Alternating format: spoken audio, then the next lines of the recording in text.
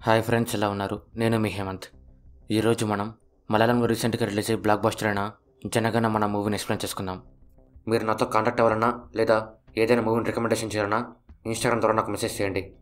అలాగే ఇలాంటి వీడియోస్ మీకు మళ్ళీ కావాలి అంటే ఇప్పుడు ఎవరైనా లైక్ చేసి ఛానల్ని సబ్స్క్రైబ్ చేసుకోండి. సో ఇంకేమాత్రం ఆలస్యం చేయకుండా వీడియోలోకి వెళ్ళిపోదాం.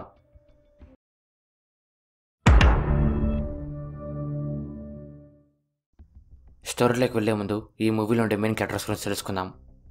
అరవింద్ తను ఢిల్లీ యూనివర్సిటీలో లా కంప్లీట్ చేసి ఉంటాడు. తనకి లాలో గోల్డ్ మెడల్ కూడా వచ్చి ఉంటుంది. తను లా చదివినా కూడా తనకి సివిల్ సర్వీస్ అంటే చాలా ఇష్టం. అందుకు డీసీపీగా జాబ్ తెచ్చుకుంటాడు. తన భార్య పేరు పద్మ. ఇద్దరు కలిసి చాలా సంతోషంగా ఉంటారు. సభ తను సెంట్రల్ యూనివర్సిటీలో ప్రొఫెసర్. తనకుండే తెలివికి ఫారెన్లో ఉన్న మంచి కాలేజీలో ఫ్రీ సీట్ వచ్చి ఉంటుంది. కానీ తనకి టీచింగ్ అన్నా స్టూడెంట్స్ అన్నా చాలా ఇష్టం. అందుకు ఆ ఫ్రీ సీట్ను కూడా వద్దనుకుంటుంది. కాలేజ్లో తనకి స్టూడెంట్స్కి మధ్య మంచి బాండ్ ఉంటుంది. కాలేజ్లో ఎవరికి ఏ సమస్య వచ్చినా సరే సభానే ముందుంటుంది. అలాగే కాలేజ్లో ఉండే స్టూడెంట్స్ అందరికీ పాలిటిక్స్ గురించి, రెవల్యూషన్ గురించి నేర్పిస్తూ ఉంటుంది.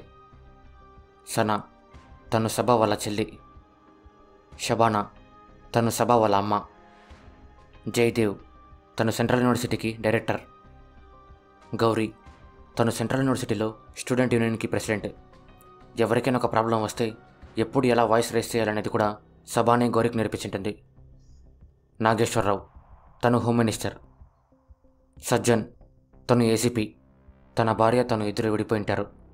ఇప్పుడు తనకి తోడుగా ఉండేది తన కొడుకు మాత్రమే. సజ్జన్ తన కొడుకు ఎలాంటి లోటు రాకుండా చూసుకుంటూ ఉంటాడు. ఇంకా మెయిన్ స్టోరీ విషయానికి వస్తే 2014 జులై కొంతమందికి అరవింద్ సిన్సియర్గా పనిచేయడం ఏమాత్రం నచ్చదు. అందుకు తనను ఒక కేసులో ఇరికించి జైలుకి పంపిస్తారు. ఆ న్యూస్ చూసిన ప్రజలు కూడా అరవిందే తప్పు చేశాడు అని అనుకుంటారు. అరవింద్ జైలుకి వెళ్ళేసరికి పద్మ ఒంటరి అయిపోతుంది.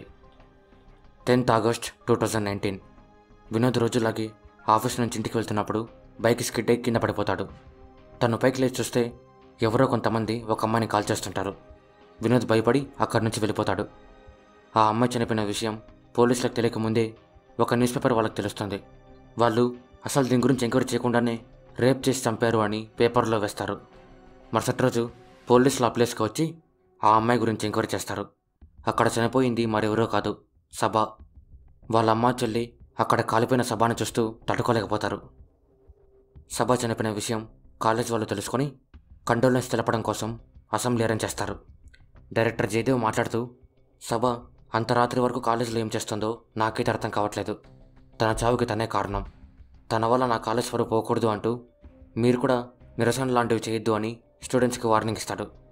అప్పుడు గౌరీ డైరెక్టర్ని ఎదిరించి స్టూడెంట్స్ అందరినీ నిరసన చేయడం కోసం పిలుచుకొని వెళ్తుంది. అందరూ సభ మేడంకి న్యాయం చేయాలి అంటూ నిరసన స్టార్ట్ చేస్తారు. పోలీసులకి స్టూడెంట్స్ని కొట్టి తరిమేయండి అని పైనుంచి ఆర్డర్స్ వస్తాయి. అలాగే కొంతమంది పార్టీ కార్యకర్తలు కూడా స్టూడెంట్స్ని కొట్టి తరిమేయడం కోసం బయలుదేరతారు. వీళ్ళంతా కలిసిపోయి స్టూడెంట్స్ అందరినీ రక్తం వచ్చి తలకొడతారు. గౌరీ ఇదంతా రికార్డ్ చేసి ఫేస్బుక్లో అప్లోడ్ చేస్తుంది. దాంతో ఈ న్యూస్ ఇండియా మొత్తం పాపులర్ అవుతుంది. ఎక్కడెక్కడ ఉండే స్టూడెంట్స్ అందరూ సభకి న్యాయం జరగాలి అంటూ పోరాటం స్టార్ట్ చేస్తారు. హోమ్ మినిస్టర్ ఈ గొడవ గురించి తెలుసుకొని కేసు గురించి ఎంక్వైరీ చేయడం కోసం ఒక స్పెషల్ ఆఫీసర్ని అపాయింట్ చేస్తాడు. ఆ పోలీస్ ఆఫీసర్ ఎవరో కాదు, ఏసీపీ సజ్జన్. సజ్జన్ కేసుని టేకప్ చేసి సభ గురించి ఎంక్వైరీ చేస్తాడు. ఆ ఎంక్వైరీలో సభ చాలా మంచిదని, చాలా ధైర్యవంతురాలు అని తనకు తెలుస్తుంది. సజ్జన్ సభ వాళ్ళ అమ్మని వెళ్ళి కలుస్తాడు. ఆమె సభ గురించి చెప్తూ చాలా బాధపడుతుంది. ఆమె బాధపడడం సజ్జన్ చూసి తట్టుకోలేకపోతాడు. ఆ తర్వాత ఆమెతో మాట్లాడుతూ 30 రోజులు టైం ఇవ్వండి, ఆ నా కొడుకుల్ని పట్టుకొని మీ ముందర నిలబెడతా అని మాటిస్తాడు. సజ్జన్ సభా కేసులో ప్రూఫ్స్ వెతకడం స్టార్ట్ చేస్తాడు. ఏ న్యూస్, ఏ పేపర్ చూసినా సజ్జన్ గురించి, తన గొప్పతనం గురించి చెప్తుంటారు. అది వినోద్ చూసి తను చూసింది చెప్దామని సజ్జన్ని వచ్చి కలుస్తాడు. ఆ రోజు రాత్రి 4 కలిసి సభ మీద పెట్రోల్ పోసి కాల్చేసింటారు. వాళ్ళందరూ ఒక బ్లాక్ కలర్ కారులో అక్కడికి వచ్చింటారు. సజ్జన్ కార్ నెంబర్ ద్వారా వాళ్ళందరి గురించి ఇన్ఫర్మేషన్ సంపాదిస్తాడు. అలాగే క్రైమ్ స్పాట్లో దొరికిన ఒకటి ఫింగర్ ప్రింట్స్ నలుగురిలో ఒకటి ఫింగర్ ప్రింట్స్తో మ్యాచ్ అవుతాయి. వినోద్ అతని ఫోటోను చూసి అతనే అని కన్ఫర్మ్ చేస్తాడు. ఆ నలుగురికి పాస్ట్లో కూడా క్రైమ్ రికార్డ్స్ ఉంటాయి. దాని ద్వారా వాళ్ళకి పొలిటికల్ సపోర్ట్ ఉంది అని సజ్జన్కి తెలుస్తుంది. అందుకు వాళ్ళని అరెస్ట్ చేసే విషయం ఎవరికి తెలియకూడదు అని తన టీంలో వాళ్ళకి తప్ప ఇంకెవరికి చెప్పడు. సజ్జన్ ఆ నలుగురిని అరెస్ట్ చేసి ఎంక్వైరీ చేస్తాడు. కానీ ఒక్కరు కూడా నోరు విప్పరు. సజ్జన్ టీంలో ఒక మోసగాడు ఉంటాడు. అతను ఈ నలుగురిని పట్టుకున్న విషయం అందరికీ తెలిసేలా చేస్తాడు. కానీ ఆ మోసగాడు ఎవరు అనేది ఎవరికీ తెలియదు. న్యూస్లో ఎక్కడ చూసినా ఈ నలుగురి గురించి చెప్పడం స్టార్ట్ చేస్తారు. స్టూడెంట్స్ ఈ విషయం తెలుసుకొని స్టేషన్ దగ్గరికి వస్తారు. సజ్జన్ వాళ్ళతో మాట్లాడుతూ ప్రూఫ్స్ లేకపోతే కోర్టు ఈ కేసుని కొట్టేస్తుంది. ప్రూఫ్ సంపాదించడం కోసం కొంచెం టైం కావాలి, అంతవరకు వెయిట్ చేయండి అంటాడు. దానికి స్టూడెంట్స్లో ఒకడు, మీరు లంచం తీసుకొని ఇప్పుడంతా మార్చేస్తున్నారు కదా అంటాడు. సజ్జన్ కోపం వచ్చి స్టూడెంట్స్ అందరిని కొట్టి తరిమేమంటాడు. దానికి పోలీసులు అందరూ కలిసి స్టూడెంట్స్ని కొట్టి తరిమేస్తారు. ఇదంతా ఇలా ఉండగా సజ్జన్ పై ఆఫీసర్ సజ్జన్కి ఫోన్ చేసి, ఈ కేసుని వేరే వాళ్ళకి ట్రాన్స్ఫర్ చేశాం, నీ దగ్గర నా క్రిమినల్స్ని ఇంకో స్టేషన్లో అప్పగించు అని చెప్తాడు. సజ్జన్కి అలా చేయడం ఇష్టం లేకపోయినా సరే అంటాడు. క్రిమినల్స్ అందరూ మేము విడుదల కాబోతున్నామని చాలా సంతోషంగా ఉంటారు. సజ్జన్కి ఈ కేసుకి సంబంధించిన అందరూ గుర్తుకొస్తూనే ఉంటారు, ముఖ్యంగా సభ వాళ్ళ అమ్మ.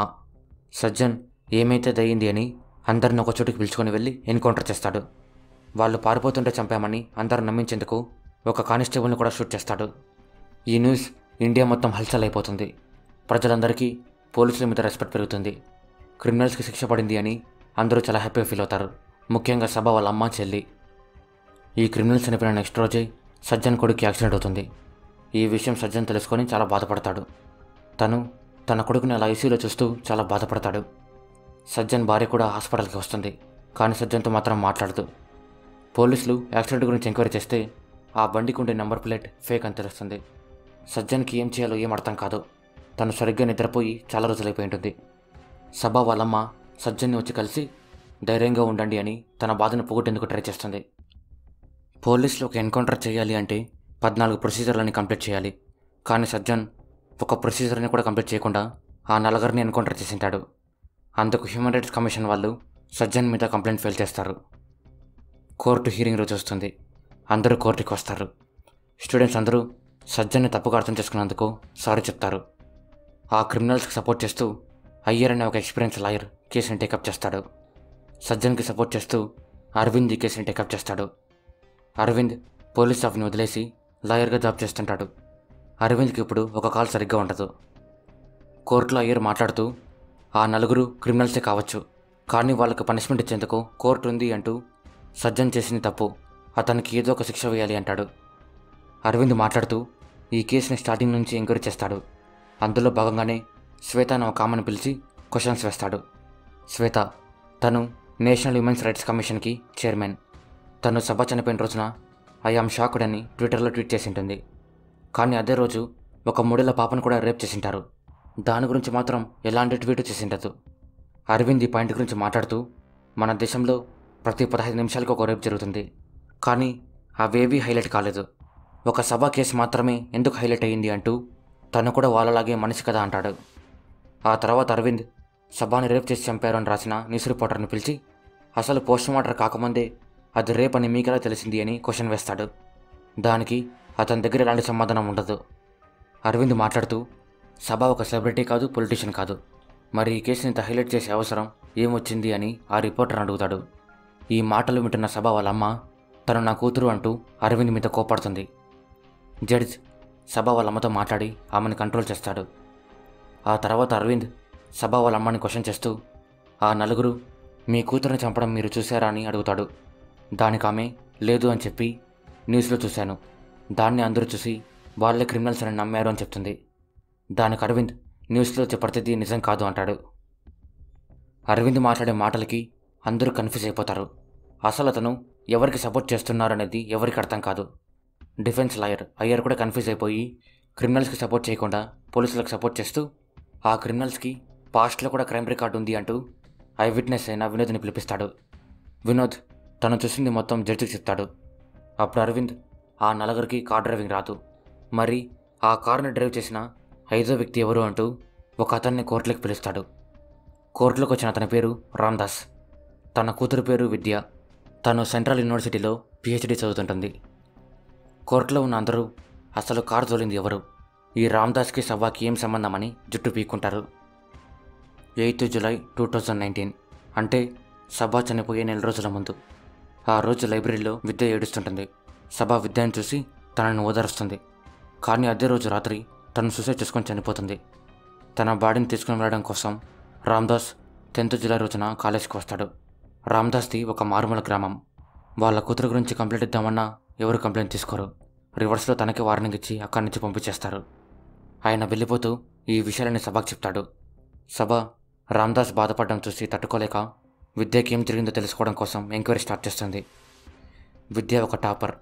ఈ కాలేజ్లో తను చదివిన పుస్తకాలు ఎవరు చదివింటారు. తన పిహెచ్డీ కంప్లీట్ అవ్వాలి అంటే తను తయారు చేసిన థీసిస్లో కానీ రిపోర్ట్లో కానీ తన ప్రొఫెసర్ దర్శన్ సైన్ కావాలి. దర్శన్ మాత్రం తన రిపోర్ట్లో తప్పులు చూపిస్తూ 3 సంవత్సరాల నుంచి సైన్ పెట్టకుండా తప్పించుకుంటూ ఉంటాడు. ఒకరోజు విద్య గట్టిగా అడిగేసరికి దర్శన్ ఒక కూలీ కూతురు కూలీగానే ఉండాలి, అంతేకాని ఇలా పిహెచ్డీ కంప్లీట్ చేయకూడదు అంటూ ఇంకా 10 సంవత్సరాలైనా నేను నీ రిపోర్ట్లో సైన్ చేయను అంటాడు. దానికే విద్య సూసైడ్ చేసుకొని చనిపోయి ఉంటుంది. విద్య దర్శన్ గురించి కంప్లైంట్ చేస్తూ డైరెక్టర్కి లెటర్ కూడా రాస్తుంది. కానీ డైరెక్టర్ దాని గురించి పట్టించుకోడు.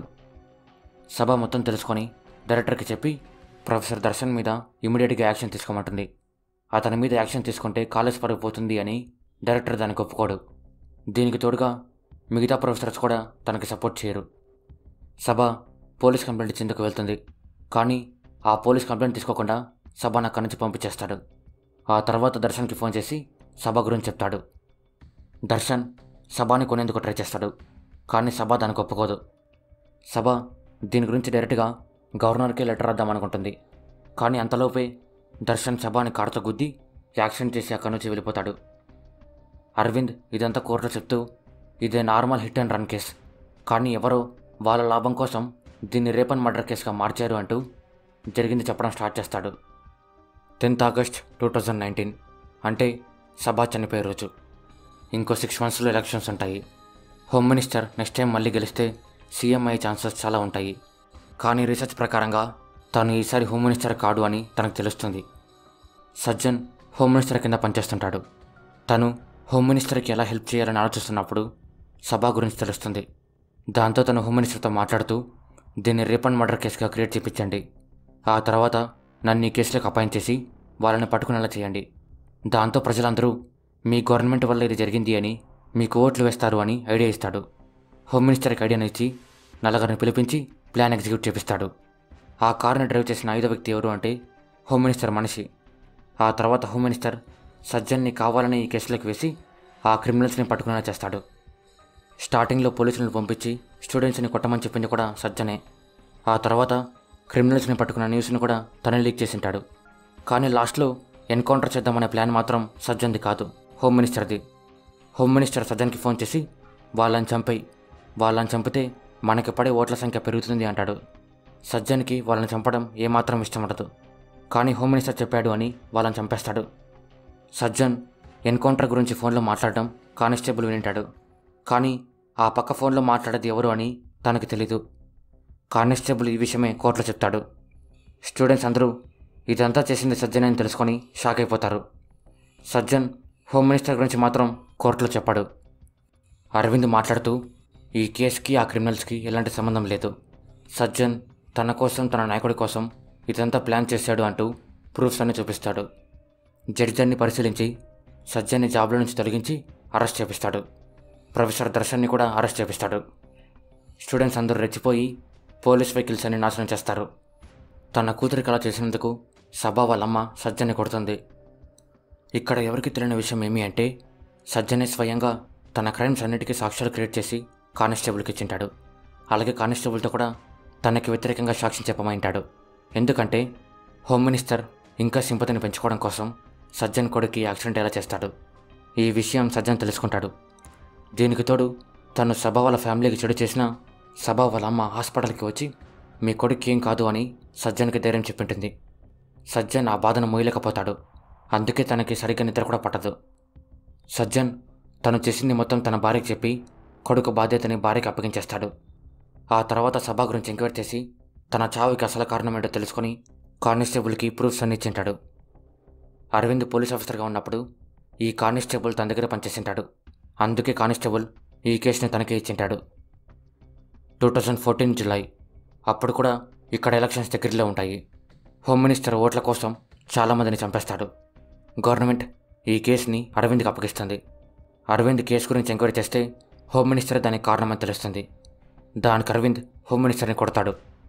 హోమ్ మినిస్టర్ కోపంతో ఓ కేసుని క్రియేట్ చేపించి దాంట్లో అరవింద్ ఇరికిస్తాడు. ఆ తర్వాత జైల్లో అరవింద్ కాల్ని రెక్కొట్టించుంటాడు. బయట తన భార్య పద్మ ఈ కేసు గురించి ఎంక్వైరీ చేస్తుంటే హోమ్ మినిస్టర్ తనను కూడా చంపేపించింటాడు. అరవింద్ ఇవన్నీ చూస్తున్నా అప్పుడేం చేయలేకపోయింటాడు. అరవింద్ని కేసులో ఇరికించింది మరెవరో కాదు, సజ్జనే. తను అరవింద్ని కేసులో ఇరికించి హోమ్ మినిస్టర్కి హెల్ప్ చేసింటాడు. ఇప్పుడు సజ్జన్ జైల్లో ఉన్నా ఎలాంటి బాధలు లేకుండా ప్రశాంతంగా ఉంటాడు. 2020 ఫిబ్రవరి నామినేషన్ డే రోజు హోమ్ మినిస్టర్ మళ్ళీ నామినేషన్ వేస్తాడు. తనకి ఆపోజిట్గా గౌరీ పోటీ చేస్తుంది. గౌరీకి ఈ ధైర్యం అంతా సబానే ఇచ్చింటుంది. హోమ్ మినిస్టర్ వీళ్ళంతా నాకు పెద్ద పోటీనే కాదు అంటూ అక్కడి నుంచి వెళ్ళిపోతాడు. హోమ్ మినిస్టర్ పార్టీలో ఉండే కార్యకర్తలు సజ్జన్కి జరిగిందే మాకు జరగదని గ్యారంటీ ఏమి అంటూ పార్టీకి ఆపోజిట్గా మారిపోతారు. అరవింద్ హోమ్ మినిస్టర్కి ఫోన్ చేసి మాట్లాడుతూ ఇది ముగింపు కాదు, ఆరంభం మాత్రమే అంటాడు. నెక్స్ట్ ఎలక్షన్స్లో గౌరీనే గెలుస్తుంది. అరవింద్ కూడా సపోర్ట్ లేకుండా నడవడం స్టార్ట్ చేస్తాడు. దాంతో మూవీ ఎండ్ అవుతుంది. సో ఇది ఫ్రెండ్స్, జనగణ మన మూవీ గురించి. స్టోరీ మీకు అనిపించిందో కామెంట్స్లో మాకు చెప్పండి. ఈ మూవీ నెట్ఫ్లిక్స్లో ఉంది, ఇంట్రెస్ట్ ఉన్న వాళ్ళు వెళ్ళి చూసేయండి. నేను ఈ వీడియోకి 500 లైక్స్ టార్గెట్ ఇస్తున్నాను. సో గుద్దేయండి ఫ్రెండ్స్, గుద్దేయండి. మీరు కొట్టడానికి లైక్ బటన్ పగిలిపోవాలి. ఇలాంటి వీడియోస్ మీకు మళ్ళీ మళ్ళీ కావాలంటే ఇప్పుడెప్పుడైనా లైక్ చేసి ఛానల్ని సబ్స్క్రైబ్ చేసుకోండి. ఇన్స్టాగ్రామ్లో ఫాలో అవ్వడం మాత్రం మర్చిపోకండి. Thank you. మరొకటితో మళ్ళీ కలుద్దాం. అంతవరకు బాయ్.